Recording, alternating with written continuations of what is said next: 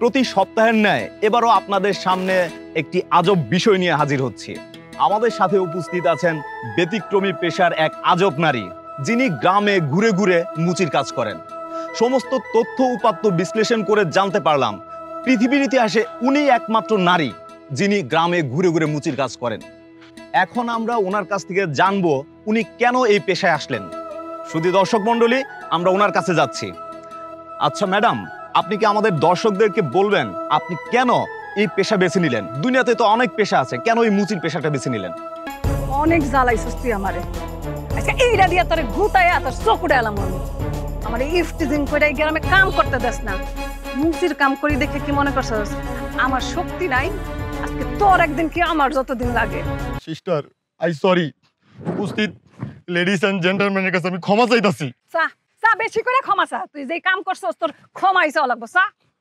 উপস্থিত বিদ্রোহী ladies and gentleman, myself Farid and she is উপস্থিত মাই সিস্টার। আই এম একজন বিখ্যাত অপরাধী। আই এম একজন ইফতিজার বদমাইশ। প্রিয় জনতা, আমি এই সুন্দরী রূপবতী চম্পাবতী সুন্দরী মেয়েকে বিয়া করার জন্য উত্ত্যক্ত করছিলাম, কিন্তু এই সিস্টার আমাকে ব্রাদার মনে কইরা কখনো কিছু বলে নাই।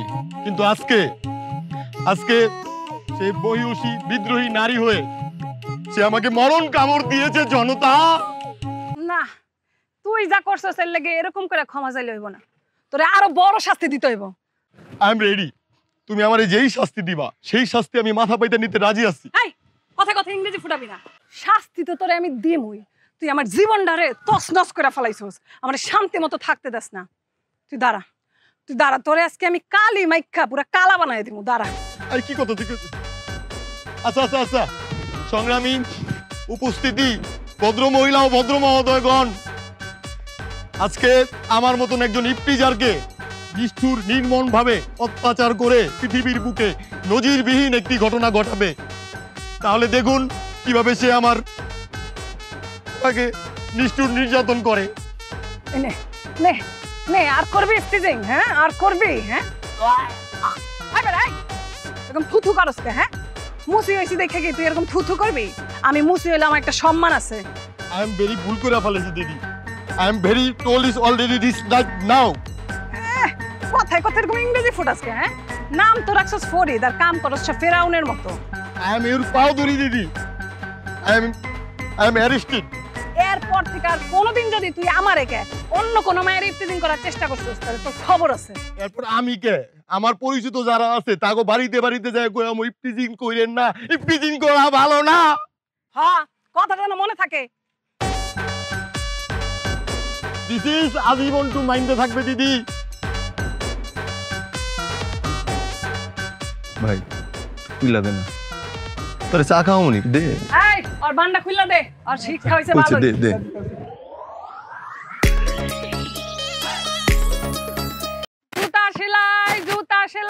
জুতা সেলাই আছে নাকি? ভাঙা জুতা, ফাটা জুতা, সেরা জুতা, সব জুতার ডাক্তার। জুতা সেলাই জুতা।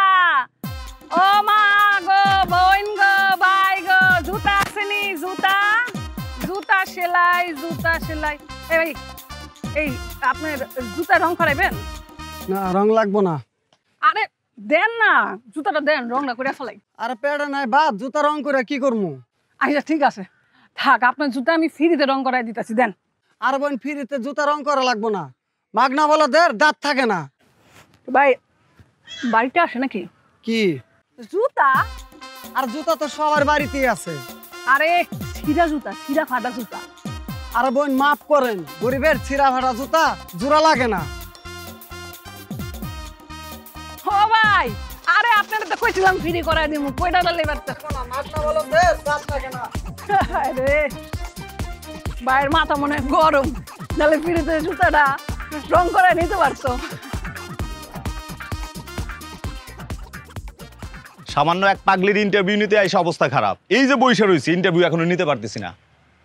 অফিসে গেলে যে বস কি বলে এটা তো বুঝতেছি না। বসরে তো আপনিও চিনেন, আমিও চিনি। আর একটু লাগে দেন তাই। দেখি আপনারা আমার বাড়ির ধারে আইছেন কে? আচ্ছা আপনাদের আমি কইছি আমি কোনো ইন্টারভিউ দিব না, সেই সকাল থেকে আমার পিছে পিছে ঘুরতেছেন, এখন আবার বাড়ির উপর উঠা বসে আছেন। হ্যাঁ, কেন করতেছেন এরকম? আপনারা শিক্ষিত মানুষ হয়ে। দেখুন, আপনি ইন্টারভিউ দিবেন না বলে যেরকম জিদ করেছেন, ঠিক আমি শপথ করে আসছি আপনার ইন্টারভিউ না নিয়ে আমি এখান থেকে যাব না। কি বিপদ! আচ্ছা, দেশে কি ইন্টারভিউ দেওয়ার লেগে বিখ্যাত মানুষের অভাব পড়ছে? তা না, তবে আপনার মতো মানুষের অভাব পড়ছে। কি জ্বালা রে ভাই। আচ্ছা ঠিক আছে, আপনার ইন্টারভিউ দিতে হবে না, জাস্ট আমি কয়েকটা প্রশ্ন করব, সেই প্রশ্নের আনসার দিলেই হবে। যেই লাউ সেই কদুই, সেটা কি আমার আর বুঝতে বাকি আছে? এই, আপনারা কি আমার মূর্খ ভাবছেন? আমি কিন্তু শিক্ষিত মাইয়া। আচ্ছা তাহলে শুরু করি। আর কি করার, আপনারা যখন ছাড়বেনই না, ইন্টারভিউ তো দিতে হইব।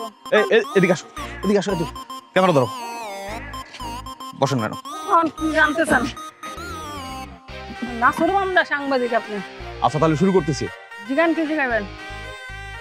সুপ্রিয় দর্শক মণ্ডলী, সবাইকে আন্তরিক শুভেচ্ছা জানিয়ে শুরু করছি আজকের সাপ্তাহিক বিশেষ অনুষ্ঠান আজব দুনিয়ায়। প্রতি সপ্তাহের ন্যায় এবারও আপনাদের সামনে একটি আজব বিষয় নিয়ে হাজির হচ্ছি। আমাদের সাথে উপস্থিত আছেন ব্যতিক্রমী পেশার এক আজব নারী, যিনি গ্রামে ঘুরে ঘুরে মুচির কাজ করেন। সমস্ত তথ্য উপাত্ত বিশ্লেষণ করে জানতে পারলাম পৃথিবীর ইতিহাসে উনি একমাত্র নারী যিনি গ্রামে ঘুরে ঘুরে মুচির কাজ করেন।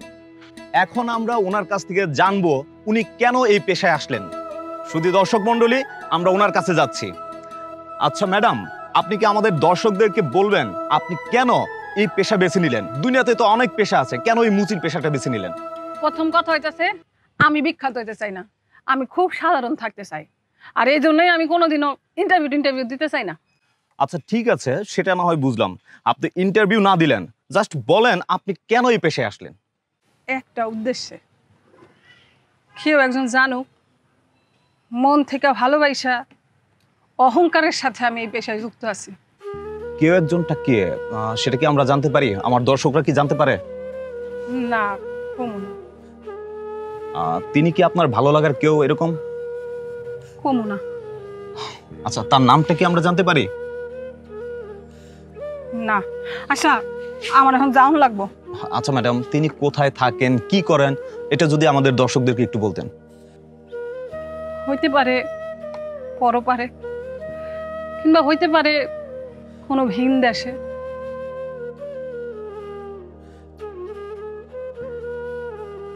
শুধু দর্শক মণ্ডলী, আপনারা তো দেখলেন, জানতে পারলেন একজন নারী কেন কি কারণে এই পেশায় আসলেন। তিনি আমাদেরকে আরো শিক্ষা দিয়ে গেলেন পৃথিবীতে কোনো কাজই ছোট না। শুধু দর্শক মণ্ডলী, আমাদের আজকের প্রোগ্রাম এখানেই শেষ করতে হচ্ছে। দেখা হবে নেক্সট এপিসোডে আজব দুনিয়ার আরেকটি পর্বে।